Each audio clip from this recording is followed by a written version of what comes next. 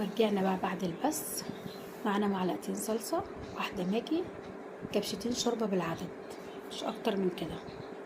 الحلة صغيرة مش كبيرة. هقلبهم كويس جدا وهنزل بيهم على المحشي.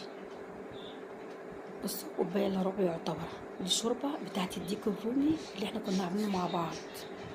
ههز الحلة كويس عشان الشوربة تنزل تحت. ماشي. الشوربة ما بتبقاش محلة، يعني ايه، محصلة اول سطر من فوق. وبعد كده هجيب كيس وهحطه زي ما عملنا في المحشي المشكل، وهنزله من الجوانب وهسيبه يغلي غلوة واحدة. يغلي بس غلوة او غلوتين بالكتير قوي، وهوطي عليه وهسيبه واطي.